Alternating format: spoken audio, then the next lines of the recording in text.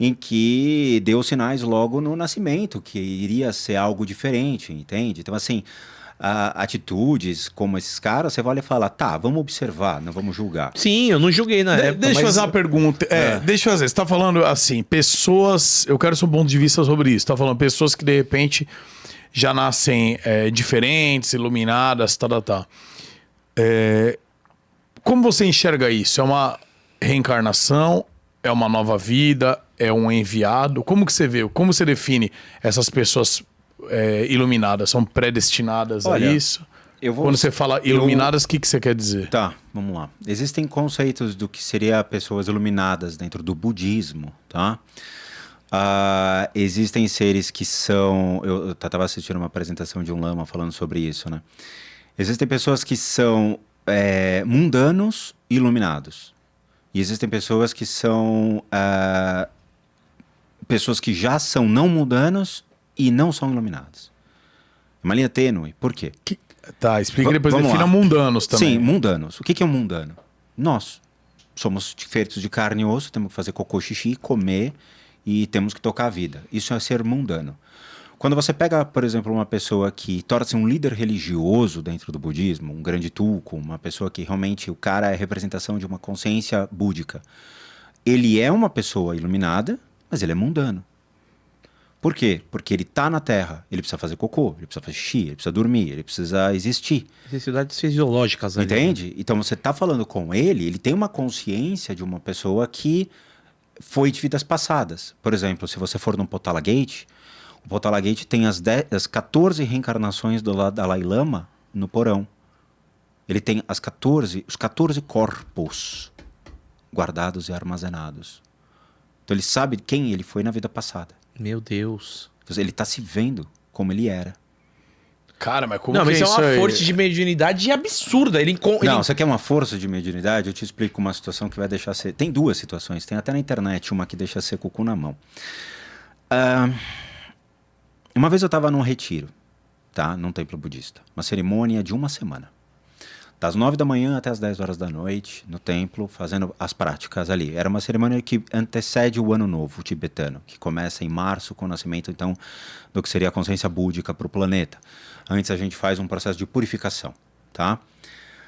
É um templo onde o cara que trouxe o budismo pro Brasil, assim, o tibetano, né, que foi um grande marco, uma pessoa muito realizada, faleceu em 2002. Ele faleceu.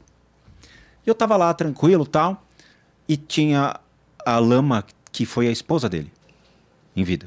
Ela tava lá. Hoje é aniversário dele, vamos dar parabéns. Como assim dar parabéns? Aí liga o telefone celular, ele tá lá com uns 17 anos de idade, e a gente dando parabéns para ele. Era a reencarnação dele. Aí eu pergunto, mas como é que sabe que era ele? É simples. Quando identificaram que ele reencarnou novamente no Tibete, essa senhora, que seria a esposa dele, foi lá. Na hora que entrou na sala, ele olhou e falou o nome dela, que somente poucas pessoas sabiam, pois é um nome que foi deixado de lado, você passa a ser um nome tibetano. Eu tenho um nome tibetano, meu, assim, tá? Então você não é reconhecido mais pelo seu nome normal, o nome do Dharma, eles chamam. Ele olhou, aos 15, 16 anos, não tinha visto ela, olhou e chamou ela pelo primeiro nome, foi o nome americano dela. Acabou, ele olhou e falou, porra, como pode? Como é que ele acertou o meu nome, direto, olhando para minha cara? Ele relembrou tudo o que ele foi na vida passada. Meu Deus. Isso chama-se tulku. Tulku é uma palavra que designa aquele que tem realmente toda a capacidade de relembrar tudo aquilo que ele foi em vidas anteriores e ele volta do momento que ele morreu para continuar os seus ensinamentos.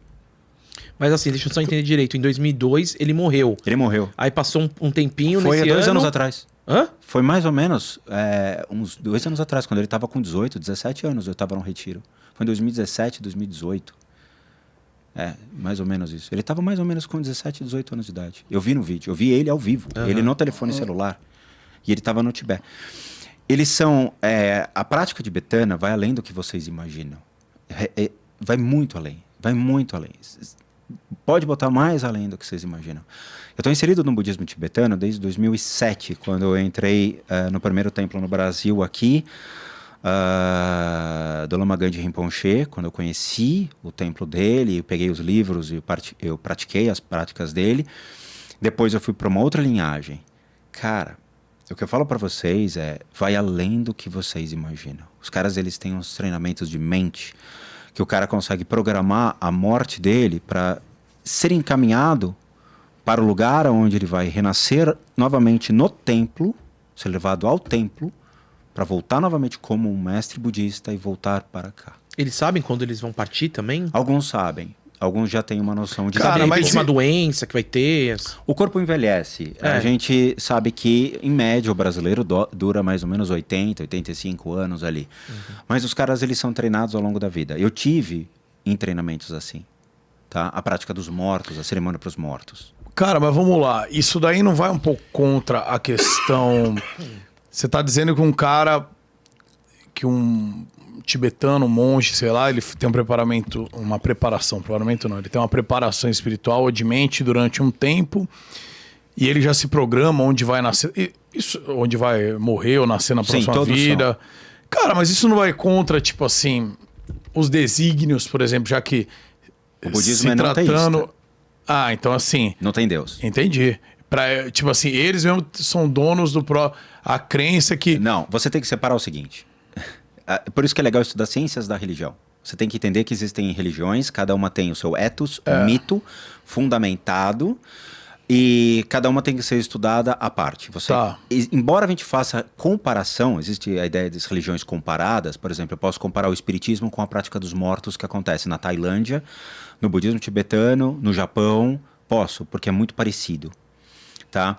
A Umbanda, por exemplo, a questão dos deuses, do paganismo da Umbanda, o Mircea Eliade diz, não, vocês estão totalmente errados. E é quando você vai estudar a antropologia das crenças e buscar o que estava por trás disso, você vai ver que não existe esse princípio de deuses. Simplesmente são alegorias criadas. E aí é uma crença, né? Porque, por exemplo, o espiritismo acredita em reencarnação, mas não dá para provar. Né, que você falar que eu posso falar, não, aquela pessoa lá é reencarnação de fulano de tal. Só que isso aí é muito subjetivo, né? É uma linha tênue, o que dá para provar, o que não dá para provar e o que você quer que prove. Veja, eu conheço pesquisadores nos Estados Unidos que alegam, já provei que a reencarnação existe. Pesquisadores de universidades sérias que trabalham com neurociência, que trabalham com psicologia, que trabalham realmente com essa parte do estudo humano e fala, eu documento sim fatos, existem trabalhos acadêmicos que comprovam, tá? Eu tive, por exemplo, eu participei do Summit que teve agora nos Estados Unidos com todos os veneráveis, inclusive o Dalai Lama estava lá, e estava um médico fudido que comprovou a reencarnação. Ele fala, ele pega o microfone e fala, médico, ele fala, sim, nós já comprovamos que a reencarnação Mas como eles comprovaram? Então, tem estudos isso? Calma. Há interesse da ciência em comprovar isso? Não. Se você colocar em cima da mesa, quer comprovar a reencarnação, quer achar a cura do câncer, o que é mais rentável e viável para a população? Achar a cura do câncer. Claro. Então, sim, como a gente trabalha em uma esfera de crença para a ciência, não traz elucidações para ninguém nesse critério. Eu quero que a ciência avance e não que gere afrontas para outras religiões. Se eu comprovar que a reencarnação existe dentro do budismo, o que acontece com as religiões que não acreditam em reencarnação? Eu gero uma Eles vão continuar acreditando que não tem. É igual política, você prova que o cara é corrupto, mas você é fã do cara. Já é. Não, isso é fake news. É igual política, todo mundo é cego então, pelo que quer ver, entendeu? Eu não trabalho com ciência. Eu não sou cientista, tá? Embora eu sou formado em administração de empresas, sempre fui para um lado mais racional, eu nunca fiz paper a respeito disso. O paper que eu fiz foi sobre valuation e cálculo de ações. Isso aí eu entreguei e deixei lá na FIPECAF, beleza. Não tenho interesse em trabalhar nessa área. Eu tenho um projeto para fazer ano que vem Ciências da Religião? Tenho. Esse ano eu estou fazendo 2. Eu faço neurociência hoje e faço estudos de pedagogia para religião.